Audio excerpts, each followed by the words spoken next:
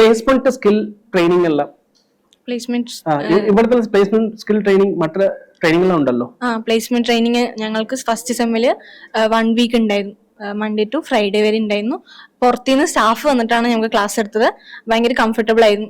ഞാൻ കുറച്ച് നല്ല എക്സ്ട്രോവേർട്ട് ആണ്. അപ്പോൾ അവർ പറയുമ്പോൾ അവരുടെ കൂടെ ഞാൻ ഇന്ററാക്ട് ചെയ്തിട്ട് കുറെ പേർക്ക് ഭയങ്കര സൈലന്റ് ആയതുകൊണ്ട് അവർക്ക് ഓക്കെ ആയിരുന്നില്ല. ഞാനും എൻ്റെ ഫ്രണ്ട്സൊക്കെ ഭയങ്കര എക്സ്ട്രോവേർട്ട് ആണ്. അപ്പോൾ ഞങ്ങൾക്ക് അവരോട് കമ്മ്യൂണിക്കേറ്റ് ചെയ്യാനും ഇന്ററാക്ട് ചെയ്യാനും ഭയങ്കര കംഫർട്ടബിൾ ആയിരുന്നു.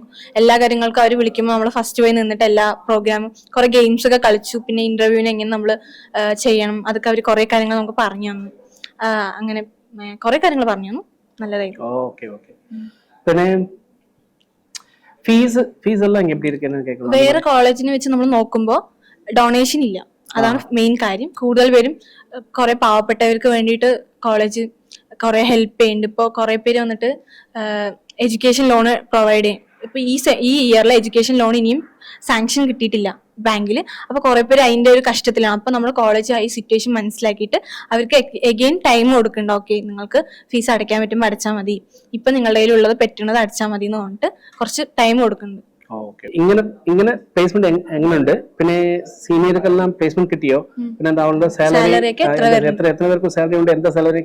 സാലറി കുറച്ച്